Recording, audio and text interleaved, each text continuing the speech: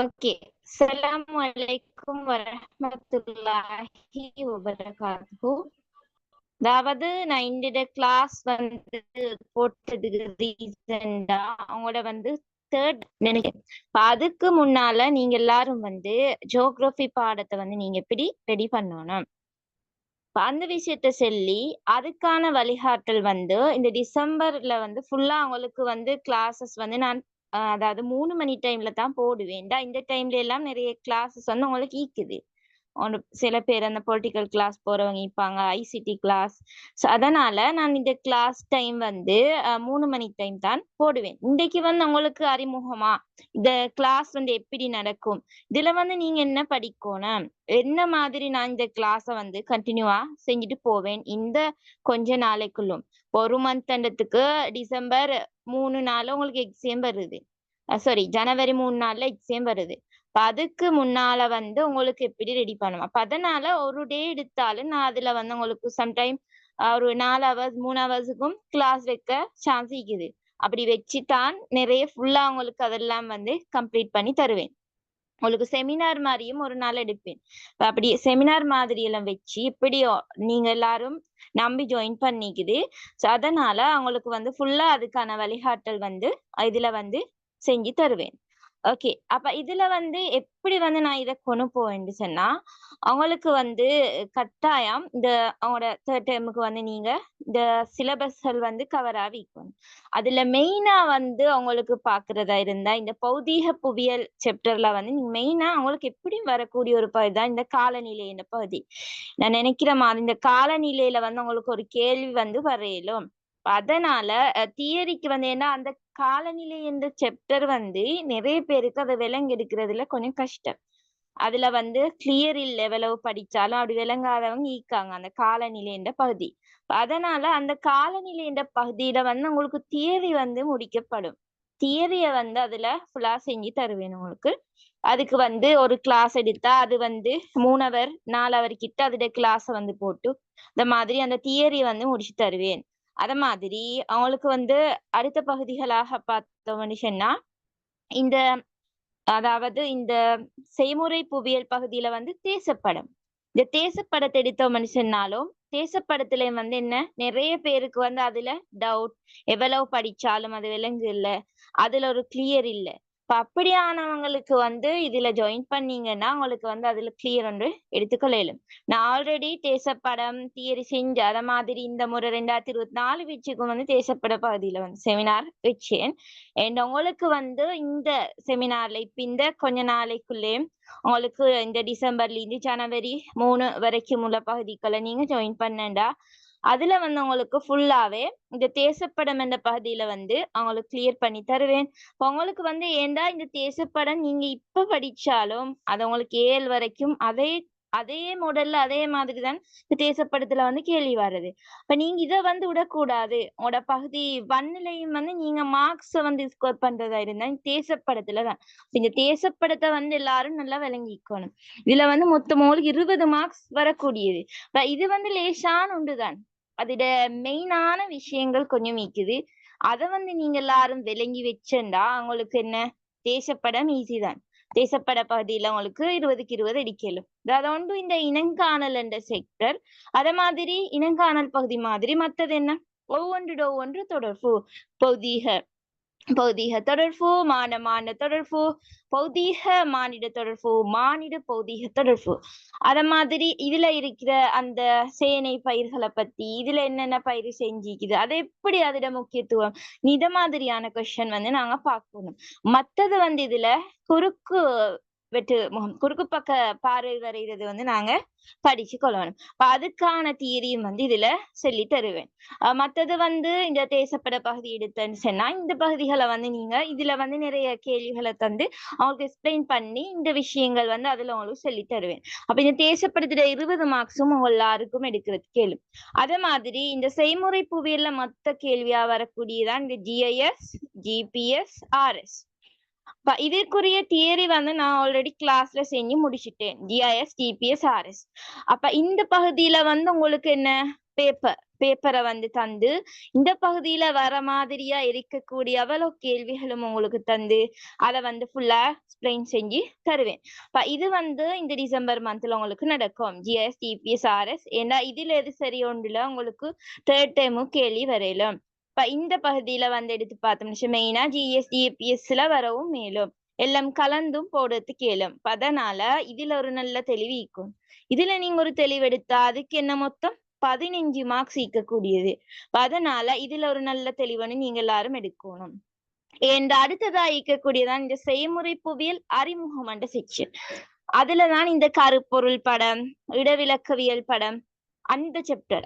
இதுலயே வந்து உங்களுக்கு கேள்வி வரையிலும். அதனால இந்த பகுதி உள்ளடக்கின மாதிரியான கேள்விகளும் இந்த செய்முறை புவியியல் பேப்பர்ல வந்து போடப்பட்டு இருக்கும். அடுத்தது வந்து பார்த்தோம் மனுஷன்னா செய்முறை புவியியல்ல மத்த பகுதியான இந்த தரவு தகவல் என்ற செக்ஷன். அந்த தரவு தகவல்ல வந்து உங்களுக்கு வரக்கூடிய கொஸ்டின்ஸ் இருக்குது. அந்த மாதிரியான கொஸ்டின் தந்து உங்களுக்கு அதுக்குரிய ஃபுல் ஆன்சர் வந்து எக்ஸ்பிளைன் பண்ணி அவங்களுக்குரிய விடை எல்லாம் எல்லாத்துக்கும் உரியதை சொல்லி தருவேன். இந்த பகுதி வந்து ஃபுல்லா எல்லாரும் தெரிஞ்சுக்கணும். அப்போ மொத்தம் உங்களுக்கு இந்த செய்முறை புவியியல் பகுதியில வந்து தேசப்படம் 20 மார்க்ஸ் மெயினான கேள்வி வர்றது. மற்றது இந்த கருப்பொருள் படம், இடவிலக்கவியல் படம், ஜிஐஎஸ் டிபிஎஸ் ஆர்எஸ். அடுத்தது வந்து தரவு தகவல் என்ற பகுதி. அடுத்தது வந்து உங்களுக்கு சம்டைம் இந்த பார் வரைஃபு, அத மாதிரி கூட்டு பார், வட்ட வரைஃபு, இளைய வரைஃபுலையும் எது சரி ஒன்று அதுல வந்து வரையலும். மொத்தம் நீங்க அதுல செய்யணும் எது சரி 2 கேள்விதான். அதாவது 30 மார்க்ஸ் எடுக்கக்கூடிய மாதிரியான 2 கேள்விதான் நீங்க செய்யணும்.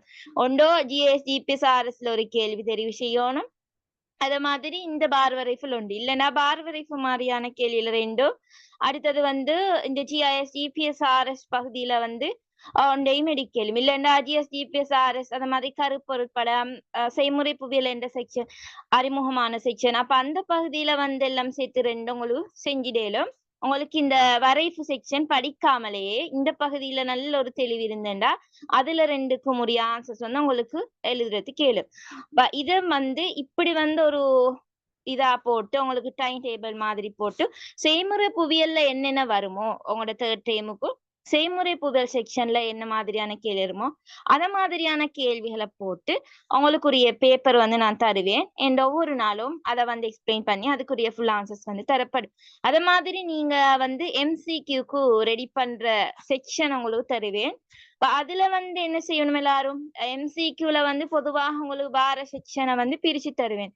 கிளாஸ்ல வந்து எத்தனை பேர் இருக்குன்னு பார்த்து அதுல வந்து ஒவ்வொருத்தருக்கும் இப்ப சாதாரணமா 10 பேர் இருந்தேன்டா 10 பேருக்கும் வந்து என்ன செய்வேன், அப்ப அவங்களுக்கு தேர்ட் பகுதி எடுத்து அதுல செய்முறை புவியியல் மாதிரி, அடுத்தது வந்து பௌதிக புவியியல், மானிட புவியியல். ஓகே, அப்ப அந்த சாப்டர் 3ஐயும் எடுத்து அதுல வந்து இருக்கிற பகுதிகள் மெயினா அவங்களுக்கு எம்சிக்யூல வர பகுதிகள் ஈக்குது. அந்த பகுதி எடுத்து எல்லாருக்கும் பிரிச்சு தருவேன். அத மாதிரி நீங்க எப்படி எம்சிக்யூ தொகுக்கணும் என்றதை வந்து நான் அதுல சொல்லி தருவேன் எல்லாருக்கும். ஓகே, அதுக்கு பின்னால அத வந்து எல்லாரும் விளங்கெடுத்து நீங்க எல்லாரும் உங்களுக்கு டைம் தர நீங்க அதுக்குள்ள வந்து ஒரு நாளைக்கு முன்ன சொல்லுவேன் உங்களோட ஹெடிங்க. இப்ப நீங்க அதுக்குள்ள என்ன செய்யணும், எம்சிக்யூ தொகுத்து எடுக்கணும். ஏண்டா நீங்க எல்லாரும் நினைக்கிற எம்சிக்யூ லேசா மார்க்ஸ் எடுக்கலுமெண்டு இல்ல. ஏண்டா அது வந்து 40 மார்க்ஸ் வாரது. 40 மார்க்ஸ் வருது. நீங்க எவ்வளவு கூடுதலான கவனம் செலுத்தணும். சம்டைம் தேர்ட் டைமுக்கு வந்து 20 கேள்விகளை தரையிலும்.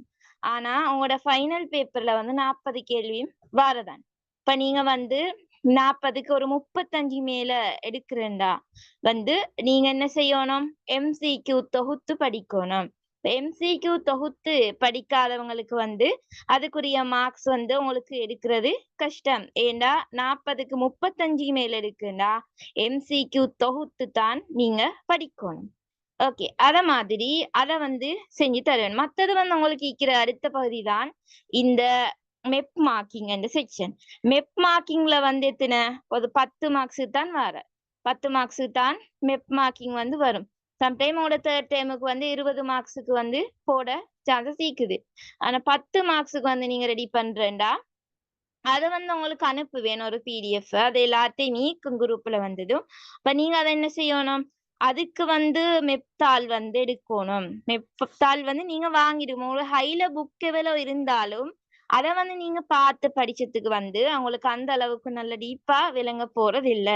எல்லாருக்கும் வந்து நல்லா அதை விளங்கெடுத்து நீங்க செய்யணும்டா அதுக்குரிய மெத்தட் உங்களுக்கு குறிச்ச இடம் ஞாபகம் மிக்கிறதுக்கு நீங்க என்ன செய்யணும் மெயினா அதை அதாவது மெப்படம் எடுத்து கடையை போயிட்டு அதை மெப்ப வாங்கி எடுத்து வந்து அதுல வந்து என்ன செய்யணும் ஒன்றுக்கு வந்து கடல்கள் ஹெடிங் போட்டுட்டு அதுல வந்து எல்லா கடலையும் அதுக்குரிய நிறத்தை யூஸ் பண்ணி அழகா அதை குறிக்கணும். மத்தது வந்து என்ன செய்யற புல்வெளிகள்னு போட்டு புல்வெளிகள்ல வந்து என்னென்ன வருதுன்னு பார்த்து அதுல எல்லா புல்வெளிகளையும் குறிக்கணும். ஓகே, அடுத்தது வந்து என்ன நீரிணைகள், முனை, அத மாதிரி பாலைவனங்கள் அப்படி மெயினான ஹெடிங் இருக்குது. அதெல்லாம் பார்த்து நீங்க குறிக்கணும். மத்தது வந்து உங்களுக்கு 9, 10 சம்டைம் 8, 9, 10 இந்த 3க்கும் வந்து வர கேள்விகள் இருக்குது. அத மாதிரியான கேள்விகள் நான் தருவேன். ஆல்ரெடி நான் என்ன கிளாஸ்லயும் கொடுத்திருக்கேன். ஏன்னா அது வந்து இன்றைய காலகட்டத்தில தகவலை வச்சு அத மாதிரி அந்த சூழலியல் நிறுவனங்கள் என்ற பகுதி ஒன்று இருக்குது பௌதிக புவியல்ல, அந்த பகுதியும் வச்சு அல்லது இந்த மானிட புவியல்ல வந்து இருக்கக்கூடிய இந்த கைத்தொழில் என்ற செக்ஷன் அப்ப அந்த பகுதிகள்ல தான் இந்த 8, 9, 10 இதுக்குரிய கேள்வி அதாலதான் இருக்கு. அப்ப நீங்க வந்து இந்த மெப் மார்க்கிங்ல உங்களுக்கு 10க்கு 10 எடுக்குண்டா என்ன மெயினா நீங்க செய்யணும்டா ஃபர்ஸ்ட்டுக்கு நான் சொன்ன மாதிரி புல்வெளிகள், சமவெளிகள், மற்றது முனைகள், கடநீரேரிகள், கடல்கள், நீரோட்டம், வெப்ப நீரோட்டம், குளிர் நீரோட்டம், வேறவா அத மாதிரி கோடுகளை வந்து நீங்க குறிக்கணும் பிளாக் கலர்ல. இப்ப ஃபுல்லா எல்லாம் கிரீன்விஷ் கோடு, கடக கோடு, மகரக்கோடு, அப்படி எல்லா சர்வதேச தேதி கோடு. அப்ப ஓகே, அதெல்லாம் வந்து ஒன்றுல குறிக்கணும். அத மாதிரி மத்தது 8, 9, 10க்குரிய மார்க்ஸ் எடுக்கிறேன்டா நீங்க வந்து கைத்தொழில் என்ற பகுதியையும் அத மாதிரி சூழலியல் நிறுவனங்கள் என்ற பகுதியையும் அடுத்தது வந்து சூழலியல் நிறுவனங்கள் ஓகே, மத்தது வந்து நீங்க பார்க்க வேண்டிய பகுதி இந்த அடுத்ததா இந்த அகவிசை புறவிசை என்ற பகுதியில வந்து அந்த எரிமலைகள் ஏற்படக்கூடிய இடங்கள், அத மாதிரி அந்த கொதிநீர் ஊற்று அமைய பெற்ற இடம், இந்த பகுதியில வந்து பார்க்கணும். அத மாதிரி அவங்களுக்கு வந்து இன்றைய காலகட்டத்துல நடக்கிற மாதிரி இப்ப வந்து நல்லா சூழல் மாசடைதலுக்கு உட்பட்ட இடம் என்ன, அதெல்லாம் எங்க இதோட சம்பந்தப்பட்ட மாதிரியான கேள்வி. அப்படியானது வேற, மத்தபடி வேற ஒன்றும் பார்க்க வேண்டிய தேவை இல்லை. அடுத்ததாக வந்து இன்றைய காலகட்டத்த அந்த சூறாவளி எங்கிருந்து வந்தது நன மாதிரியான ஒன்றை போடலும். மத்தபடி மத்த அவ்வளவும் எங்க சிலபஸ்ல ஈக்கக்கூடியதான். இப்ப அந்த சமகால நிகழ்வுகளை வந்து கொஞ்சம் தெரிஞ்சு வச்சுக்கொண்டு செஞ்சீங்கன்னா உங்களுக்கு 10க்கு 10 எடுக்கலும். அடுத்தது வந்து ஈக்கக்கூடிய பகுதி தான். அப்ப ஓகே, அப்ப செய்முறை புவியியல் வந்து நீங்க இப்படிதான் ரெடி பண்ணணும். நான் அதுக்குரிய கைட் வந்து எல்லாருக்கும் தருவேன். குரூப்ல வந்து உங்களுக்கு அதுக்குரிய இதை வந்து சொல்லி தந்துட்டு போவேன். மத்தது வந்து அவங்களுக்கு ஈக்கக்கூடியதான் இந்த பௌதீக புவியியல் என பகுதி. பௌதீக புவியியல் என்ற செப்டரை வந்து நாங்க எடுத்தோம்னு சொன்னா அதுல வந்து நீங்க என்னென்ன ஹெடிங் மெயினா பார்க்கணும்டா தேர்ட் டேர்முக்கு வந்து புவியின் கட்டமைப்பு என்ற செக்ஷன், அதாவது தொகுதி என்றால் என்ன, தொகுதியில என்னென்ன வருது, அத மாதிரி நீர் தொகுதி, வழித்தொகுதி, உயிர் தொகுதி, வளிமண்டலத்திட முக்கியத்துவம், இப்படியான கேள்வி ஓடரா அந்த பகுதியில ஒரு கேள்வி போட சான்ஸ் இருக்குது. அந்த பகுதியில ஒரு நல்ல டீப்பா எடுக்கணும். என்று நான் அதுல வரக்கூடிய கேள்விகள் எல்லாம் உங்களுக்கு தருவேன். மற்றது வந்து பாறை மண் என்ற பகுதி, அதாவது மண்ட முக்கியத்துவம், மண்ல நான் ஆல்ரெடி இது வந்து என்ன பேப்பர் கிளாஸ்லயும் செஞ்சுக்கிறேன். மண்ட வகைகள், அத மாதிரி மண்ட முக்கியத்துவம், அத மாதிரி மண் அரிப்பு, இப்படியான சம்பந்தப்பட்டவைகள் வந்து அவங்களுக்கு வரையலாம். அந்த மண் பத்தி வந்து பார்த்து கொள்ளணும். மற்றது வந்து இந்த அகவிசை புறவிசை என்ற செப்டர். இந்த அகவிசை புறவிசை எடுத்த மனுஷன்னா அகவிசையை பொறுத்தவரையிலையும் உங்களுக்கு வந்து இந்த மடிப்புகள், குறைகள் இதெல்லாத்துலயும் நல்ல ஒரு தெளிவு இருக்கணும். அத மாதிரி அகவிசையில வந்து இந்த எரிமலை தொழிற்பாடு என்ற செக்ஷன்ல வந்து எரிமலை என்றால் என்ன, எரிமலை தோற்றுவிக்கும் காரணி, எரிமலை ஏற்படுத நன்மை, எரிமலை ஏற்படுத தீமை, ஓகே, இந்த பகுதி இதெல்லாம் வந்து நீங்க படிச்சு கொள்ளணும்.